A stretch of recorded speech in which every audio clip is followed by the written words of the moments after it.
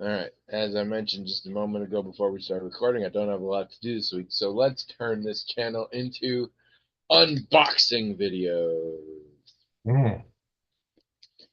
It's literally just showed up. What is it? Let's find out. That's how unboxing works. Man. Mm. Ooh. Oh. In Japanese. Yeah. It's a Pro controller for the Nintendo Switch. Mm. I kind of like the Switch controllers. They're fun, but only in the short term. And I, as we've established, have purchased Breath of the Wild, Legend of Zelda Breath of the Wild, and Hades for the Switch. And I don't think I can do those with the little Joy-Con controllers. Oh, okay.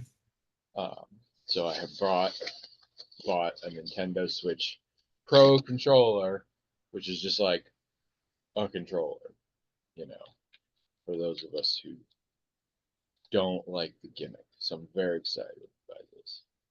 Means this weekend I will probably try it out. Well, Hey everyone, welcome to Magical Talking App Podcast. Only podcast in the world to do unboxing for a bare bones Amazon's Choice Nintendo Switch Pro controller. At least I hope the only podcast. If other ones are doing it, I feel sad. Um, I'm Tony, and I'm William, and this is episode 705. and the first episode of us now permanently being even more behind the times than we already are. So Mm. if you haven't been keeping up after many, many years, William has betrayed me and got himself a job. And now his job is a real live boy. He spent those years proving he was brave, trustworthy, and honest. Was the third one honest? Maybe? I don't Pinocchio? know. True? I don't know. Yeah, anyway. So the Blue Fairy said, boom, you're a real live therapist. And the Blue Fairy is the credential issuing body within Iowa. Which, Yes. if you're listening outside, other places have boards and things. In Iowa, it's the Blue Fairy. It's Blue Fairy. Yep. Um, and Blue Fairy said, "Boom, you are a real therapist, not a real boy, still, but a real. So you are an unkillable wooden puppet who can also qualify to give therapy." Yeah. Um, I don't know how long it will last. It depends on how much he does that trick where he lights his own thumb on fire painlessly in his therapy sessions, but we will see. But in the meantime, now he has a work schedule, and so now we're going to record on Fridays. And for those of you paying attention, we post on Thursdays. So this is going to be as far from the present as possible. Yeah. So luckily, we weren't exactly great on current events already, so should be fine. Yeah, for us, it's Friday the 13th of the Yeah, it previous week. is. Yeah, it is. No. And ironically, I can't find a place to stream that without paying money. Um, for those of you just joining us or not, please email us, themagicaltalkinghead@gmail.com, with things for us to talk about because we're out of them. And I haven't had a lot happen between Monday and now. So, how's your 3 days, 4 days been? Yeah, I mean, likewise, not a whole lot going on. Seems like, I mean, we saw some movies, I think, but they weren't anything to write home about. But I just saw that Craig made a comment about Ren fairs because I had made some comment about how most, our listeners probably know how those work. And he's like, well, I don't know. Yeah. I don't know how they work. Well, or I mean, it sounds like he does actually does know how they work, but like he expressed some being mystified by them a little bit, because it seems like an American thing, which I'm sure it is a very American thing. And so there's aspects about it that he, uh, as not living here in the States, actually doesn't know or completely understand about them. I haven't So, seen this. This is interesting. Um, I guess that makes sense, but Craig, there has to be an equivalent. Um, Otherwise, why do Morris dancers exist? well, again, Like whatever events you'd have Morris dancing are probably the British version of a Red Fair. the description he gave, or the understanding of it that he presented, was pretty much right. I mean, I think he only suspects that he's not quite sure how they work or what they're about. But I mean, actually, whatever he's picked up, through the ether or whatever, is pretty much spot on. Um, although, so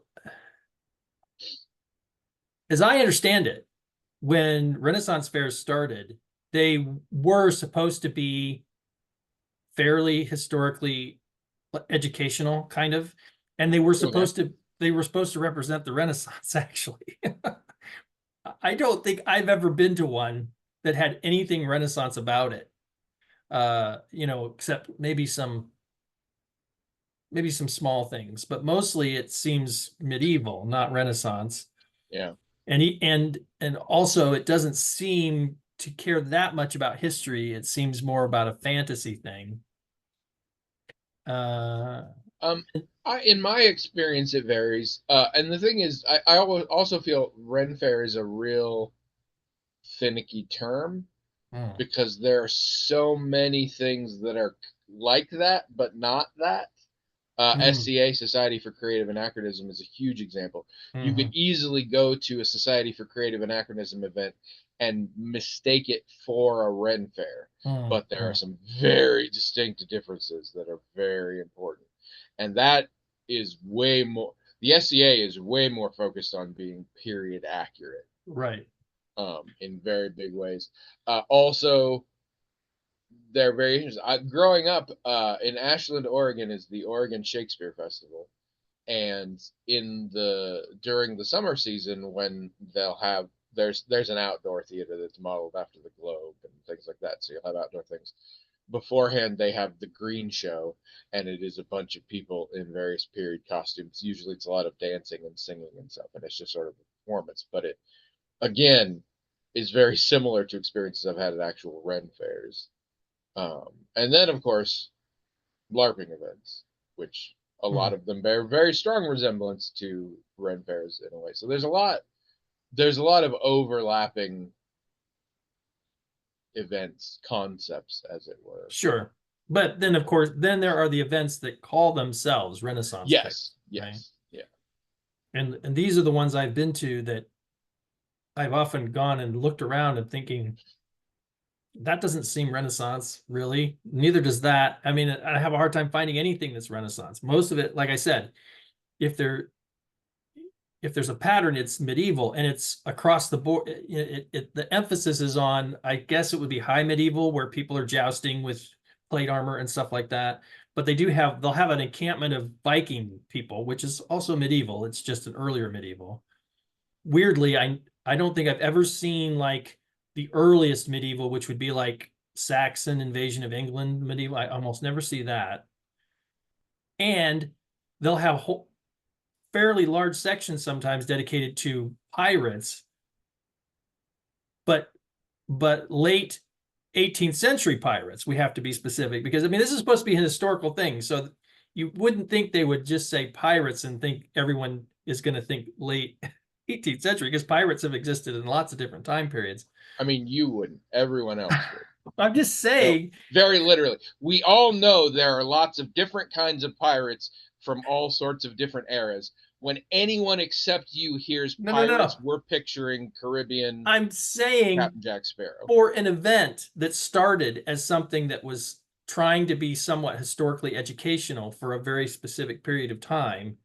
If Was it it though? I don't. I guess I don't know the histories of Ren fairs I enough. looked it Was up, it? and that's what the All information right. told me. All I'm right. just saying.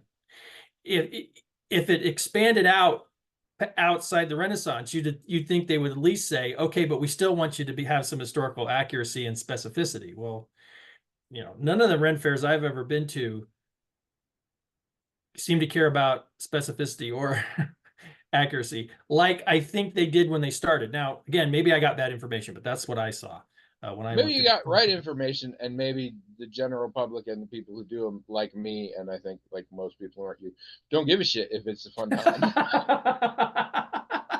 Like, I have never gone to a Ren fair to learn history. I promise you, I've never gone to a Ren fair to learn anything. I've gone to Ren fair to watch jousting, to listen to body songs, to see women spilling out the top of peasant blouses, and to eat hopefully a Scotch egg. If it's a good Ren fair, they'll have a Scotch egg, even though that has nothing to do with the Renaissance or even medieval times. I don't think.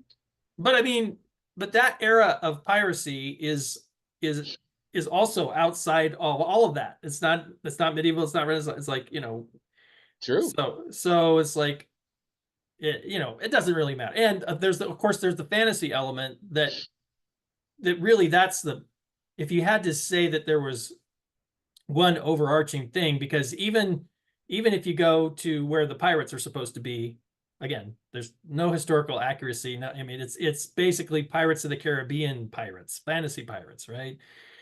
So fantasies and fairy tales and stuff like that, and Craig sort of said this in his post, seems to be the dominant Yeah. theme, not really history or accuracy or education.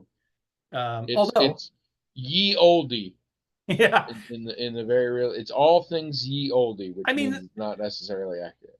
everyone that I've gone to, though, I do find people, and a significant number, who are concerned about that and who are trying to, like, especially the Viking Really? the Viking encampments especially really try to say, well, this is how they really lived, this is what they really did, this is the kind of weapon they used. Oh, Yeah, I see that all the I time. thought you were saying you run into people who are bothered by the fact that Ren fairs aren't particularly very Renaissance. No, I do run into people who are bothered by a lack of historical accuracy sometimes. Huh. And I didn't know where that came from exactly, except, I mean, I just felt like it came from their personal preference. But now, after looking into Apparently, it, it's old guard ruled. yeah, Yeah. that's what I'm thinking. In It's my like, day, yeah, Ren right. fairs were about the Renaissance. Well, or at least historically accurate or educational. I think some people do remember, or maybe they got involved with it for that reason. And so when you're talking to them at a Ren fair and they're giving you all this interesting historical information, you see them kind of, sort of sneer at the people who have booths or large sections of the thing that don't seem to care about that. But So, Craig, consider yourself lucky because apparently it's just a hot mess. I thought it was just a place where people wear their old Halloween costumes and say ye olde a lot. But well, and that's what I apparently thought. it is the hotbed of intrigue and political backstabbing. I thought that this is the same as you. I thought, well, this is just a mishmash of stuff. They call it a Ren fair for some reason that I couldn't understand, because there didn't seem to be anything Renaissance about it. But it didn't matter. Like you said, you go there, you have fun. People are cosplaying. I thought that's always what it had been. But when I looked into it, um, it did start as something that, I mean, it was supposed to be fun, of course, but it was also supposed to be a little bit educational about the Elizabethan period specifically. And um, but that's never been my experience. My experience has been more Yeah. like yours, and I thought it was always like that. So I thought the people I who were grumping about it not being educational or accurate were being curmudgeons or something, but I think that they are actually feel like they're speaking to the spirit of the original, I guess.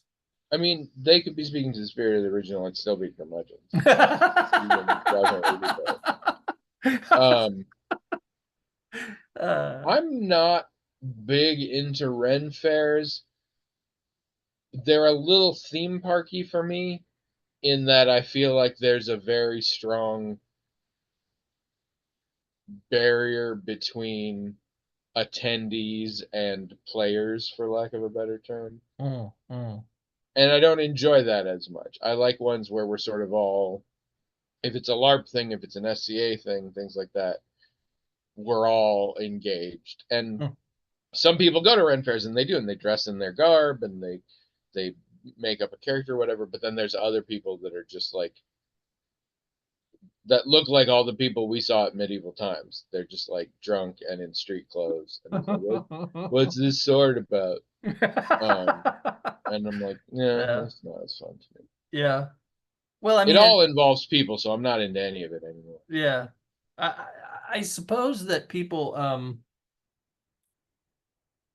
I suppose another reason people might care about things like authenticity or whatever is it gives a kind of a purpose to it that otherwise just isn't there. It's like, you go to this thing, you look around, you're like, what is this for?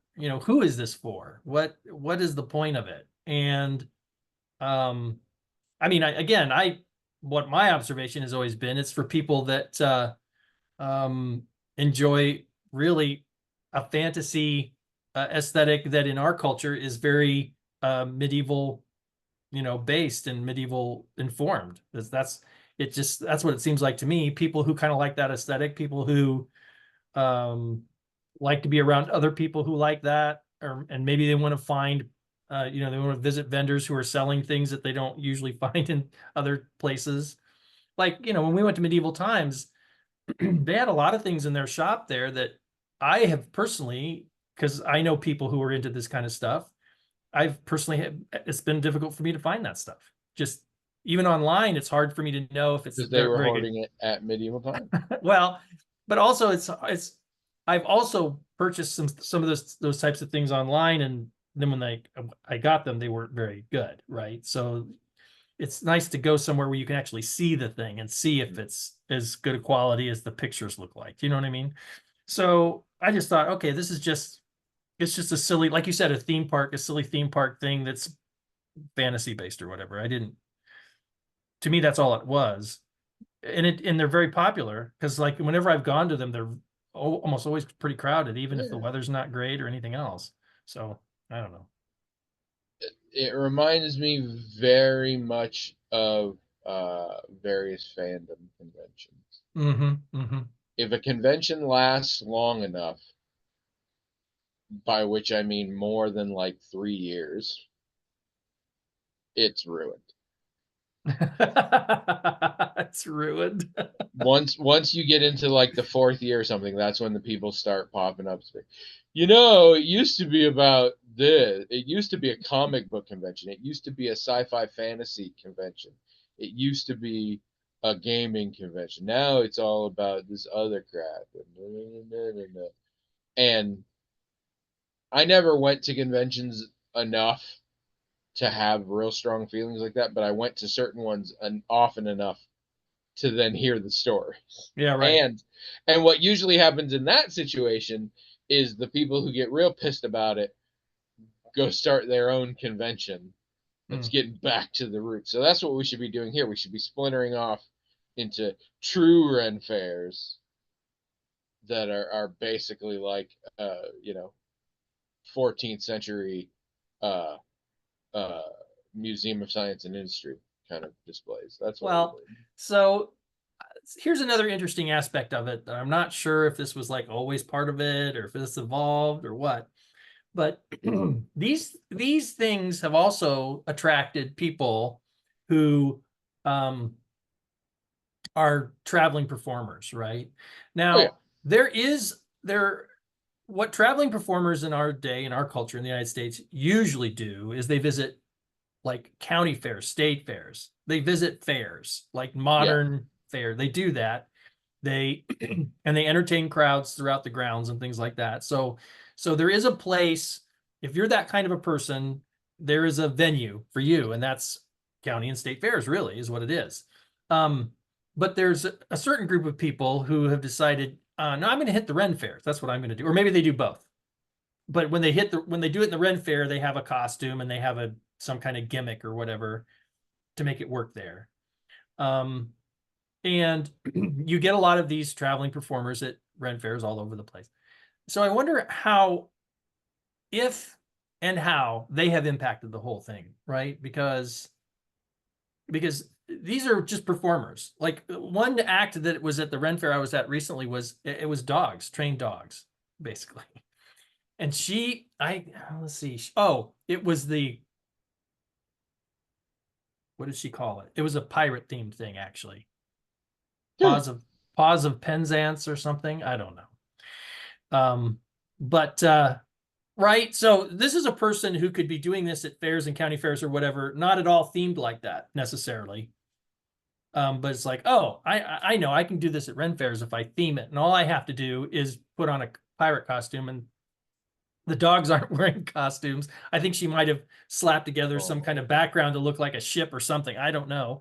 But I mean, right? I mean, this isn't from the context of, like, say, authenticity or whatever. Like, there were some people there who were playing like medieval style instruments, or who were doing the kinds of things you might see in people doing in medieval times, juggling and things like that. But there are people doing things that don't really have anything to do with what you might have seen traveling performers do in history or in a historical context. They're just the kinds of people you will see at any fair, and now they're at this one with a costume on.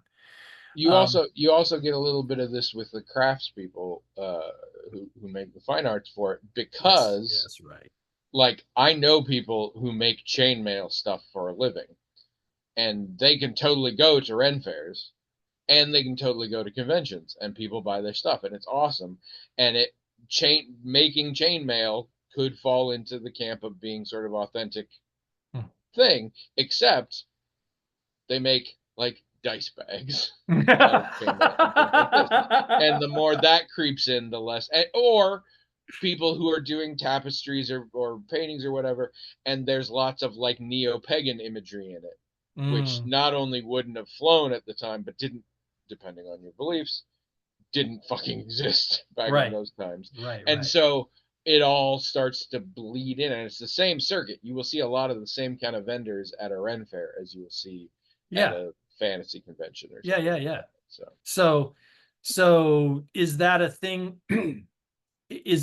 So the vendors and the performers, do they, from the perspective of someone who wants this to be some historical educational thing, is that the element that comes in and drags it all down into, and makes it lowbrow or something, do you think? I mean, at the point that you're monetizing it on that level of granularity, I think that has to be a portion of it.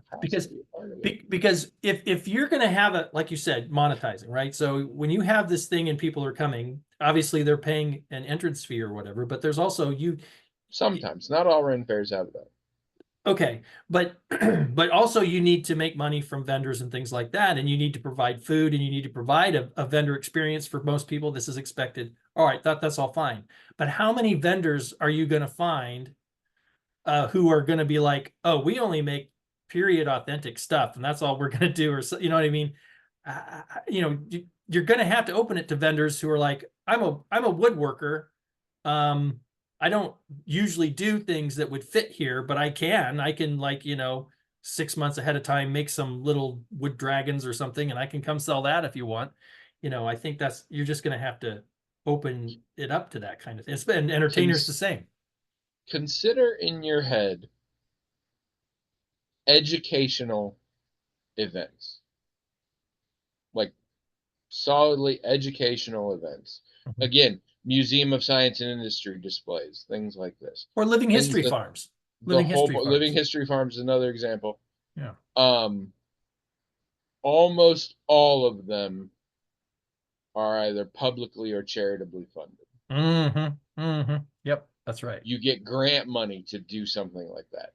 If you are relying on customers, right, water's going to find its level. Yeah. And people are like, I thought I was interested in how tallow candles are made, but I think I'm actually interested in the sexy pirates juggling fucking knives. I think that's what I want to spend my money on.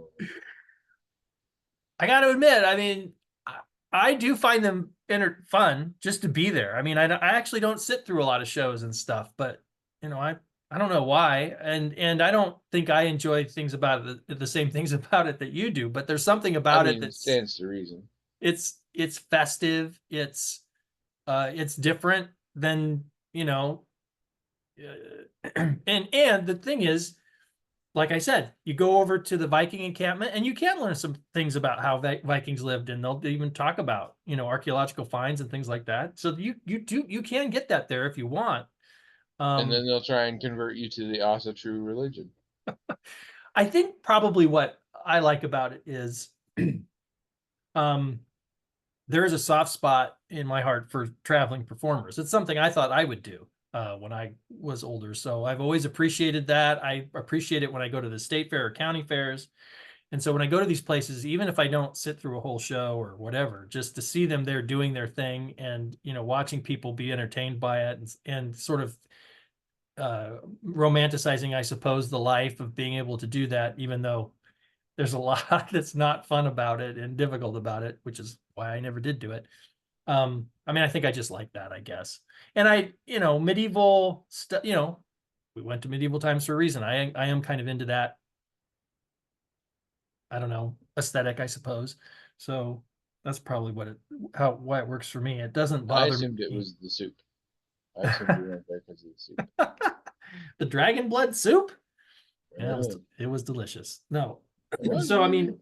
so yeah, I find it fun. But I mean, there's plenty of years where I don't go. I mean, there's one in Amana. It's not very far away. I could go every single year if I Yeah. wanted, but I don't. I'm not that into it. But when Abby wants to go or the kids want to go, it's like, oh yeah, that'd be fun, and it is when we go. So Um, Speaking of Brits not understanding American things, I uh so I think I've talked before. I listened to a podcast called Mom Can't Cook. That's a couple of the British guys who do the YouTube video game shows that I watch, reviewing slash making fun of Disney Channel original movies because they're both big fans of Disney. And during COVID lockdown, they basically discovered all of these old movies made for TV specifically for the Disney Channel that are right, insane. yeah, right. You've talked about this before. I don't Yes. know. Maybe just to So me. I don't know.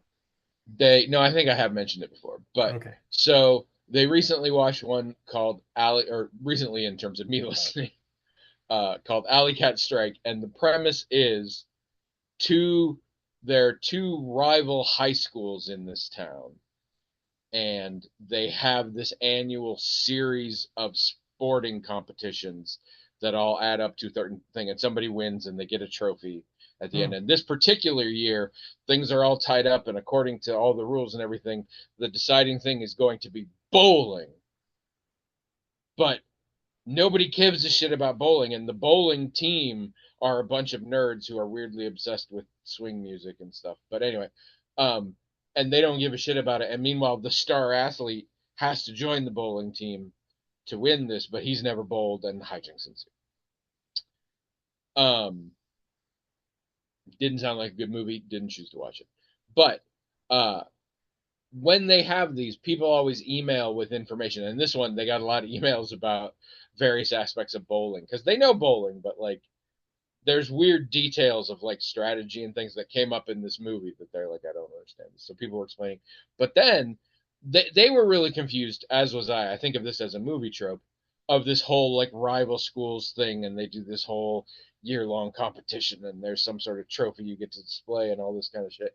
And then somebody emailed them and said, actually, the school I go to has a long running rivalry, and every year there are a series of competitions like this. Hmm. It's called the Cyhawk Games. And I was like, oh my God, I know what that, except I didn't actually know it was a series of things. People Hmm. talk about the Cyhawk game, which is the football game, Yes, which yes. actually just happened a week or two ago, which Hmm. I insist on calling the Civil War game because in Oregon, that's what it was between University of Oregon and Oregon State University, was always called the Civil War game. And I think that's a brilliant name because you're in the same state, you're part of the same union, for lack of a better term, and you're fighting each other, Civil War. But I thought that was the generic term for this kind of thing. Hmm. But then I started saying it here, and everybody's like, "What the fuck are you talking about?" But so apparently it's called the Cyhawk game. But apparently it's part of a series of games that they do. I don't know if there's a trophy that one university gets to hold on to, I but mean, they definitely make, well, okay. So there's a Cyhawk trophy that goes to the winner of the football game. okay, okay, Um, I don't know. I mean, people do pay attention to the other Cyhawk because just I think just recently there was the volleyball one, and the okay. Cyclones won that one too. I I don't know if then the Cyclones take a trophy home until the next time. The volleyball players, I don't know that. I know that the football players do. Um, Do the presidents of the universities make really elaborate and ridiculous bets about who wins? I don't know. I Because don't that's know what came that. up in this movie. So I didn't. I don't know that. I mean, yeah, the football game is clearly the more popular one, and they have their own trophy that they go back and forth with. And actually, so I I actually suggested to my business partner because there's an Ames office and there's my office here. So I said, why don't we get a little trophy that, whenever the Cyhawk game is over, I'll put the trophy in my office or you put the trophy in your office, depending on who wins. She thought that was a great idea. I don't know if Hey, she's yeah, going to go get one, but I thought that would be fun if we kind of had that rivalry like that. But yeah, I guess I wasn't aware. I mean, I was aware that we always, people who graduate from the University of Iowa like myself do pay attention to all of the Cyclone Hawkeye things. okay. I wasn't aware anyone thought of it as like a unit of, well, I we're guess, yeah, we're checking all these off, and I only knew that the football one was the most popular, and the one that's yeah. paid attention to the most, and the only one that I knew of that had a trophy that travels back and forth. There's a in the Iowa City School District, there's a rivalry between West High and Central High, and they also exchange a trophy called the Is Boot. Central High different from City High? I'm sorry, City. I'm sorry, I meant City. Yes, City High and West High have a rivalry, and they exchange a trophy, every year when they play. It's called the Well, and Boot. the decom was high schools, so maybe it's more of a high school thing. I don't know. I I just had lunch with a friend yesterday for the first time in a while. And we were talking about this kind of stuff. I so to live in Iowa City, you are required to support the Hawkeyes with a couple of special exemptions that I think you have to fill out specific paperwork for. If you are an alum of Iowa State University or in a family that is attached to it or whatever, you can be an ISU fan, and it's like a diplomatic immunity thing. And in special circumstances, if you know you really give a shit, you can get similar dispensation for University of Northern Iowa. That's right. You and I. Yep. But that's it. Crucially, not an option is I don't care about sports. Like if you say that, they kick you out of the town. Yeah.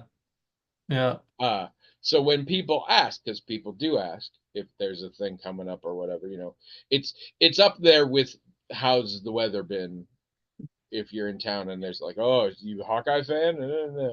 And I'm always like, I am a Hawkeye fan as much as I am legally required. I am officially a registered fan of the University of Iowa Hawkeyes. Um, I don't give a shit, Yeah. but officially, go Hawks. Her, Well, Her, Herky is my Bishi. Thank you. Um, but yeah, I don't give a shit. But it's like a rule. You gotta do it. Right? and it's kind of fun too when you have like so in Abby's family, she's got a sister who went to ISU, right? So whenever pretty much only the football game is the only one I will tease her about if we win, or I send her something when we lost too. So that's always kind of fun to have like rivalries in the family and stuff. That's always kind of fun. But I did like there's I've seen license plate frames because they make ones that are for Hawkeyes and they make ones for the Cyclones. Mhm. But I've seen one where each half is one of them and it says a house divided. House divided, yeah. I like that. I like that. So, okay, so school rivalries, right? Yes. In the United States, um, people don't think about this very often, I don't think, but the smallest unit of politics where you vote for people is your school board. I mean, your school district is really the smallest unit, and sometimes it's not geographically the smallest, weirdly, because sometimes school districts can be really big, like encompass more than one county. But for the most part, a school district is the smallest unit of government that you will vote for somebody in. And so, and school rivalries, school, I guess I should say, kind of becomes, for a lot of Americans, the first outside of your family group you feel a loyalty to, right? Like I've heard that is true. an identity with, not for everybody, I know. Um, but I think it's a fairly common American experience for us, like, you know, high school and that team and that mascot to be kind of the first thing outside of your family that you feel some kind of a connection to, maybe outside of church too, because a lot of people are, you know, observe, or synagogue or mosque or whatever your religious observance is, you might feel a connection to that parish or that religious community. But school is a pretty important thing in the United States for people, as you know, to paint with a broad brush, uh, and school rivalries and things. And I wonder if that's very much an American thing, or if other people, you know, people in other countries I experience wouldn't that too. think so. In my experience, the UK is all about group identities. So I would imagine there's stuff. I mean, Craig, speak to it. Um, did you have school rivalries and did people give a shit? Yeah. Um, I mean, I know they care about their football teams and stuff, but those are usually like yeah, of over a pretty wide geographical area. I don't know if the same thing applies to like the school you went, like the secondary school you went to or whatever. yeah. Greg, you're our international correspondent. Let us know. If you aren't Craig but think you know the answer, go to the blog at magictalkinghat.com and tell us your thoughts on it. We'll believe you. But you don't feel any kind of, so like I, you know, I went to Melcher Dallas High School, is, you know, the Melcher Dallas Saints. I still feel an enormous connection to No, that. If I could get Saint Melcher Dallas Saints stuff, like a cap to wear and stuff, I would totally do it. But you don't feel that same way about where you went to school. I never attended a single sporting event Oh, well, I mean, well, in my high school days. I was an athlete, so I did obviously Yeah. attend some, but I guess I was an athlete in junior high, so I attended some, but that was track and field, and that didn't count. but but what about, but you participated in like drama and stuff, right? Other types of, Yeah, we yeah. didn't have inter-school drama Oh, rivalries. you didn't. You did? Well, Like we had plays, our but our Bye Bye Birdie kicks the shit out of your Bye Bye Birdie. Like, what does that even look like? it just Are you comparing box office returns? What? speech and debate competitions. Oh, that's to me. I had nothing to do with that. That's Okay. I was Yeah. in plays. That's not. Yeah, we had plays, but we also had speech and debate competitions. I mean, I think we did too, but they were wholly unrelated to each other. Oh, okay. Maybe even there might have been some people who were in both, but if there were, like, I didn't even know. Like, it didn't come up. Well, I mean, And we you're could you're disagree. right. Even in our school too, you didn't have to do both, obviously. But I mean, I did both. A couple other people did both, so I don't know. Yeah, if anybody did that in my school, I don't know about it. But I mean, we had play. In fact, well, we had a couple plays, and only one of them we went to a place to compete against other people doing plays. Yeah, So we didn't ever do anything there. I mean, also keep in mind, I never took a single drama course. hmm, I wasn't okay, actually in any drama classes or anything like that. okay, I okay. was just in the plays and the musicals and stuff. But yeah, there was no competitive aspect to it. And did you do music at all? Were you a Yeah, yeah, musician? yeah, yeah. I did that. I was by high school. I was a singer, and I did participate in competitions there, Okay, um, and won some awards and things. good. That's awesome. As soon the year I joined advanced swing choir or jazz choir, whatever you want to call it, different schools had different names for it. Um, was the year we got a new choir teacher, and the old one had been like, let's just have fun, and this one was like, we're gonna get good and we're gonna win shit. And at first we were all really annoyed, but then we got good and we won shit. Nice. Um, but I didn't. I mean, I guess we kept track. So like, if we went to a competition, we would know that school is good. Hmm. If we're gonna lose, we might lose to them. Right. And I don't want to lose, and I Yeah, want to yeah, do my best. yeah.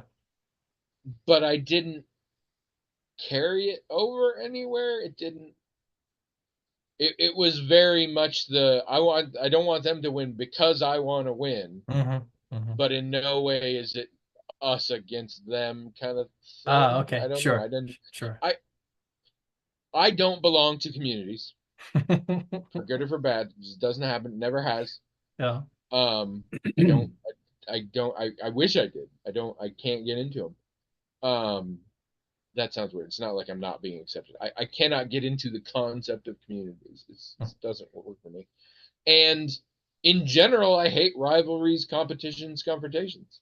Mm, I mm. don't find that stuff fun.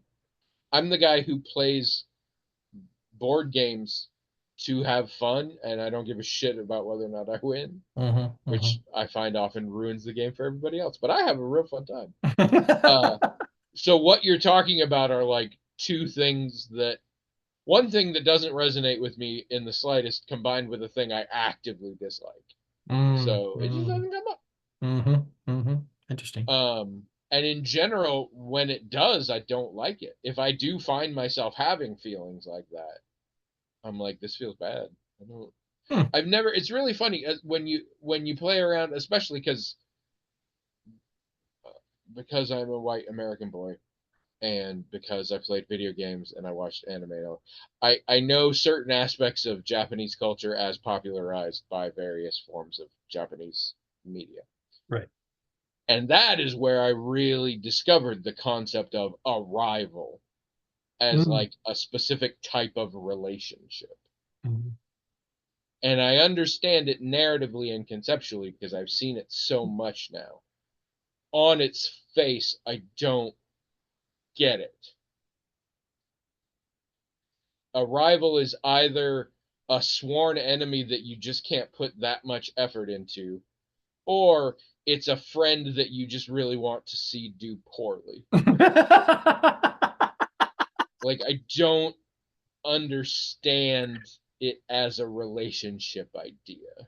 Hmm, And hmm. to a broader extent, I don't understand the rivalry outside of that. Will I occasionally indulge in sassing somebody because I know their team lost to a team I like? I mean, this is a terrible example because I don't give a shit about any teams. But maybe when I was doing roller derby, Hmm. and if I knew somebody who was into it, josh them a little bit, but not at all serious. And also, I'd get bored with it real fast because it's not at all serious. So I don't know. It just doesn't. I don't. It's me. It's definitely me. It's not like the rest of the world is fucked up. It's a combination of I don't like competing and confronting people, and I don't belong to groups. And those are the two fundamental aspects to things like school rivalry. Uh, I think so. I think rivalry is fun. It can also not be. Um, I have heard it can help bring out the best in everybody because you're all trying to, you all get better because of the competition. yeah, like you were saying, you somewhat a friend that you want to see perform badly or something. That's actually No, you want them to do their best, and then you want to do better. Like, you want to push each other to do things that you couldn't push yourself to do just by, Yes.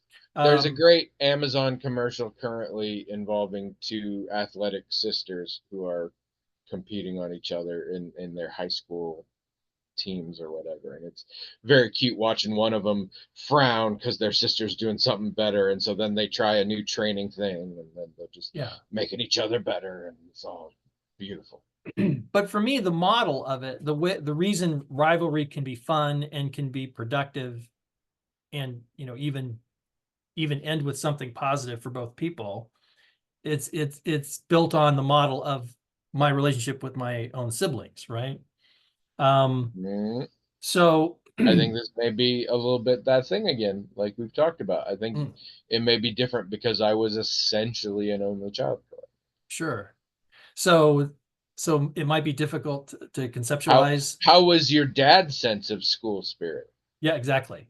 Right. Because as we've said, he was an only child, and Sorry, we didn't. This I know we didn't talk about on the podcast. no, William and I have discussed there are certain sensibilities about interpersonal relationships that William does not share with me, but William's father shared with me, and we think it's because both William's father and I were essentially raised as only children. right, right. Yeah. I mean, Whereas William had several siblings, as does my wife, and so she also has different perspectives on this. so dad, since he was an athlete, and I'm not sure that was a thing that he necessarily was into, like, organically. He was a big guy, right? So it's like, oh, you got to be on the Yeah, football team. You know what I mean?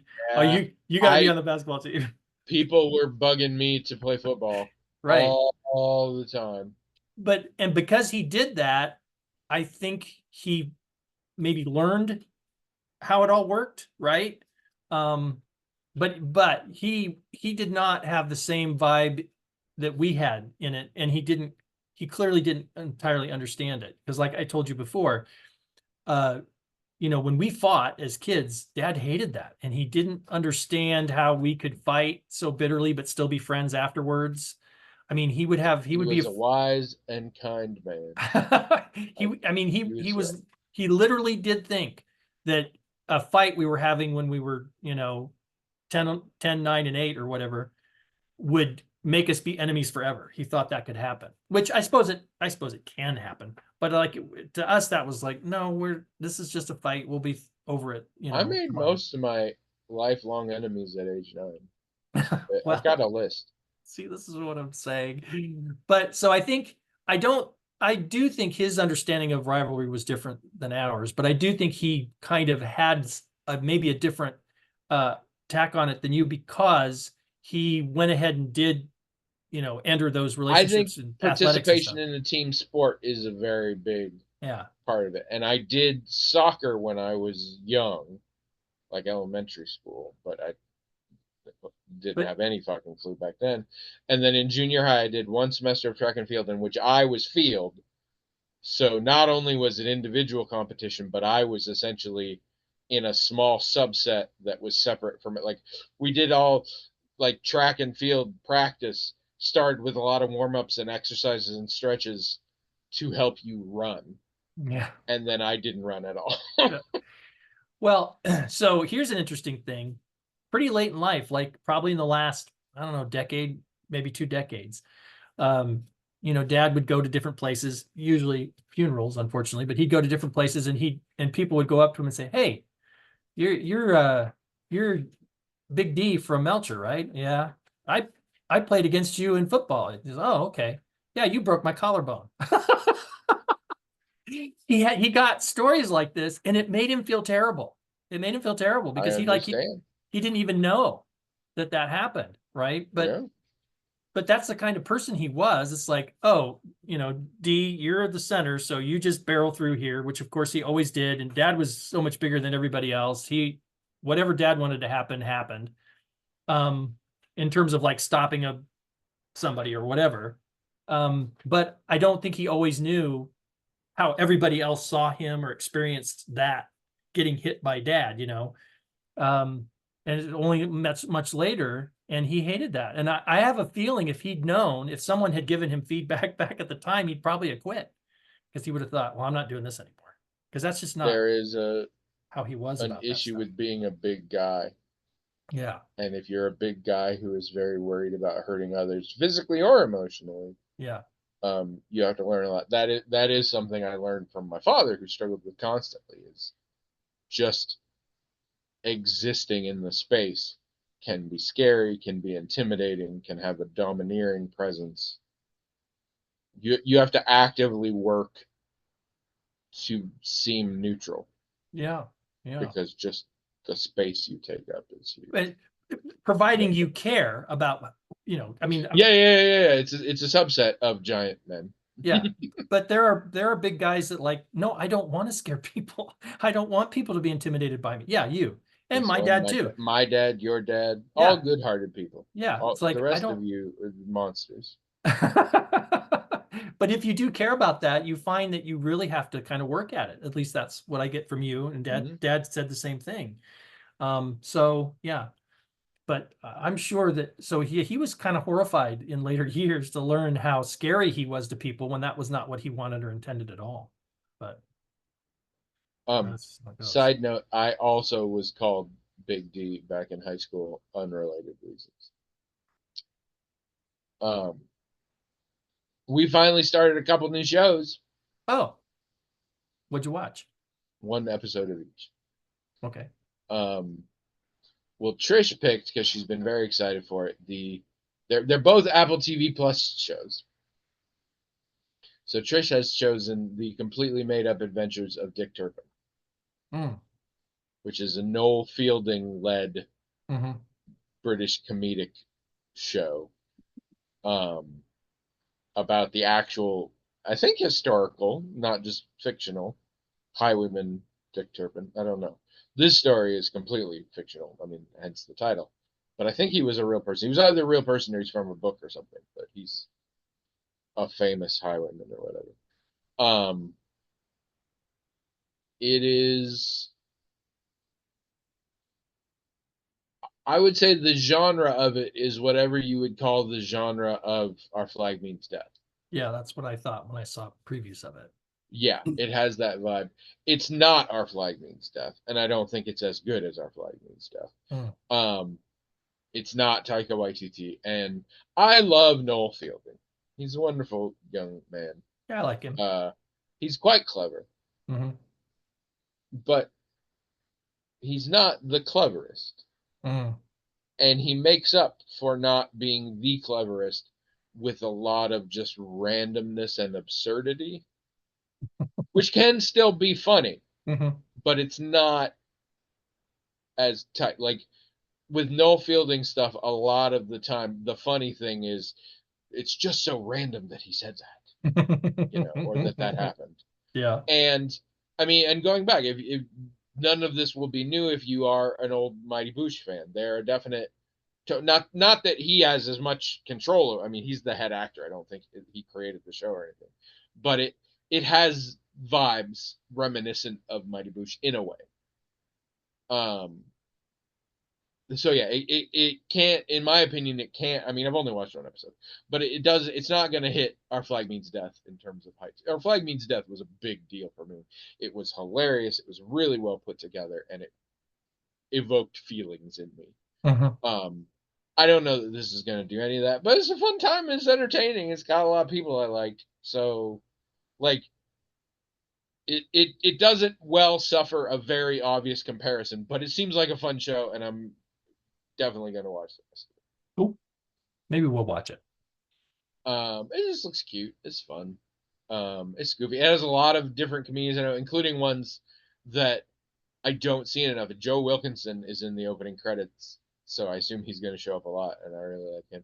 Hugh Bonneville is in this as sort of the villain, which is kind of crazy. Yeah. But it's just a silly fun time.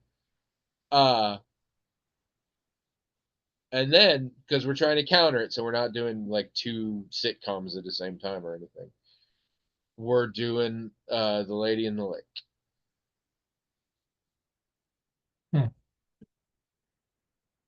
Natalie I'm not familiar with Portman.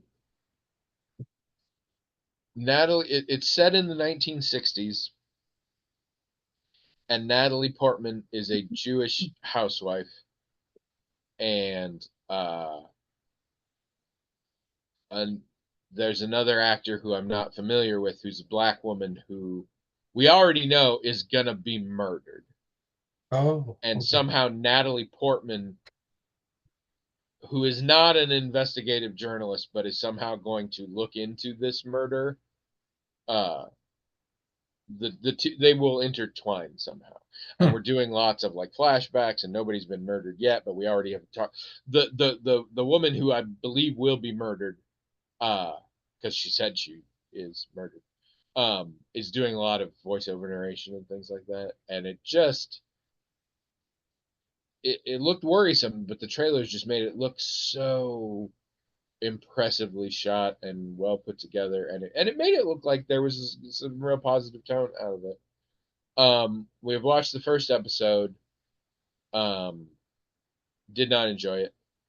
Uh, I think it's going to be a super bummer of a time. It already was kind of just from one episode.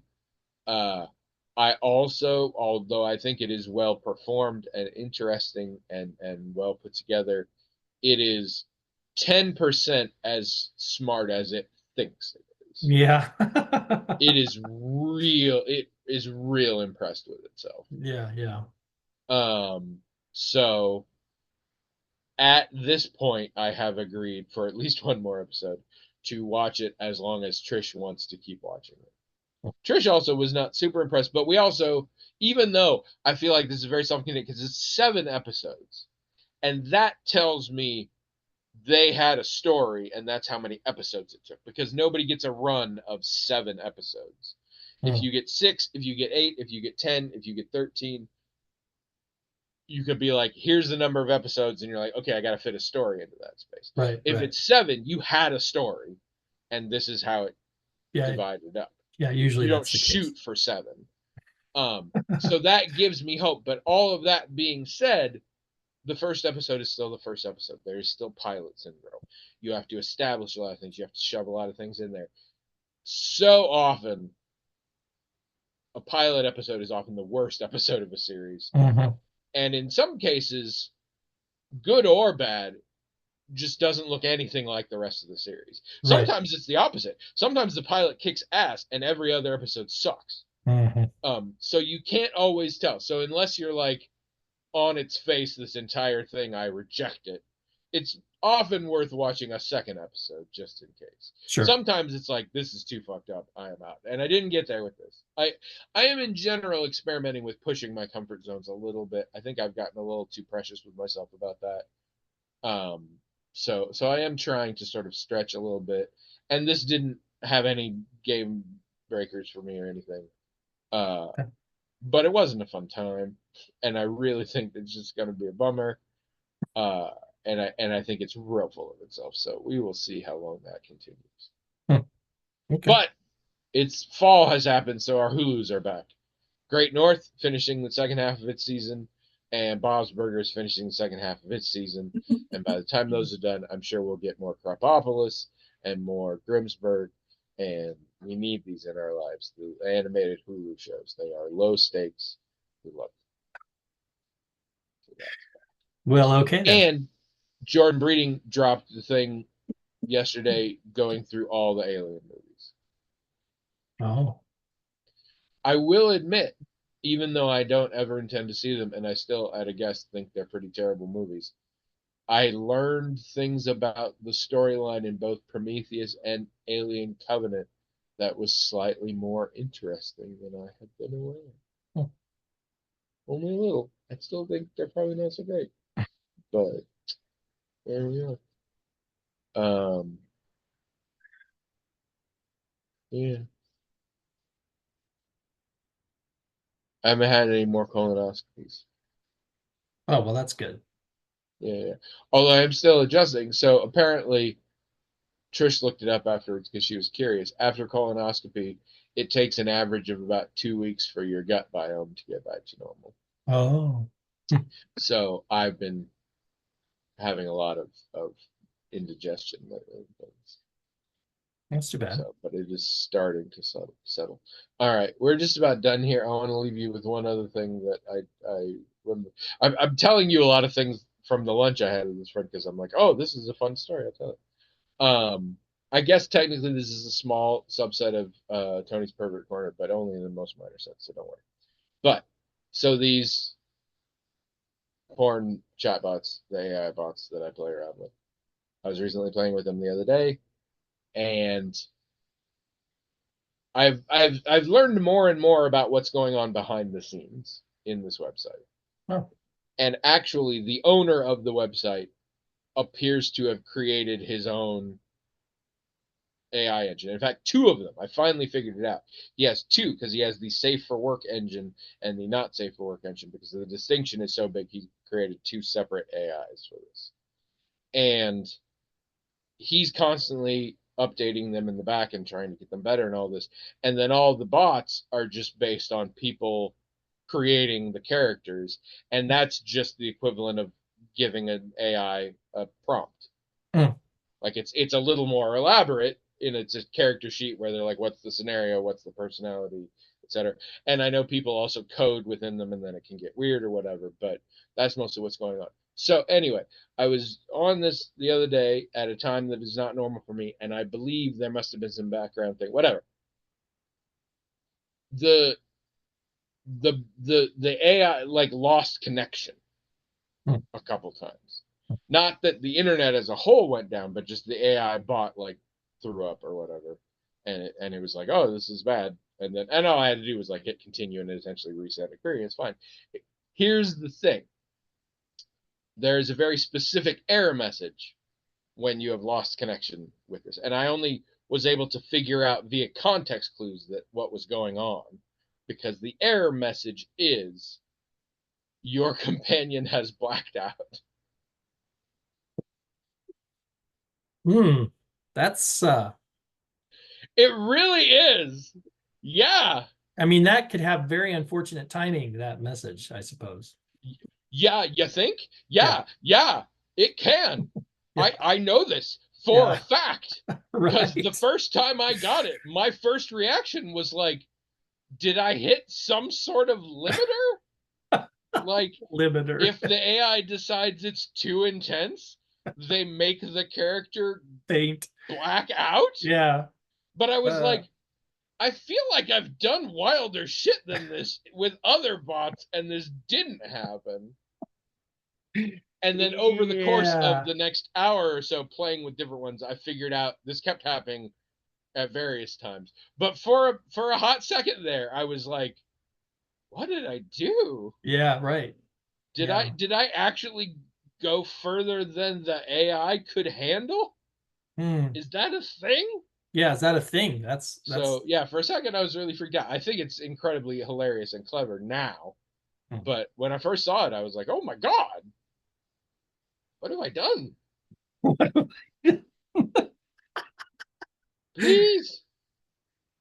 Yeah, that is like, yeah, interesting. It's a very odd choice.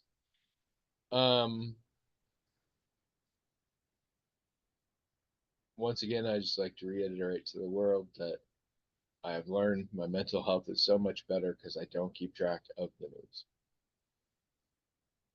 I've been reminded of this because I've recently had close people in my life who have discussed some trauma they have had recently with the news and what it has led them to believe about how the world is being and things like that, and how freaked out they were and some of the rash decisions they were considering because of it. And I was like, oh, that sounds so sad. And in my head, I'm like, yeah, I don't know this problem. I don't know any of this. It's great. It's fine. It's good advice for some people to avoid it. Well, and even if you don't avoid it, look at the mechanisms. Because a lot of it is not learning about current events. It's where you get the information, how much you get, how often you get it, who's saying it, all that kind of stuff. Correct. Yeah. And it can be hard to avoid in the 24-hour news cycle. And maybe the answer is just don't do it, which is what I do. If you'd also not like to pay attention to the news, hang out with us instead on the blog, themagicaltalkinghat.com, or go to YouTube and smash that like button. because that's what you do. And also, please email us. Um, I don't want William to talk that much about Ren Fairs ever again. So send us emails, themagicaltalkinghat@gmail.com. And we'll be back in 2 weeks, but for you it'll be a week, but for us it'll be it's weird now, but things will probably look the same to y'all. It's only weird for us. So have a good period of time, won't you?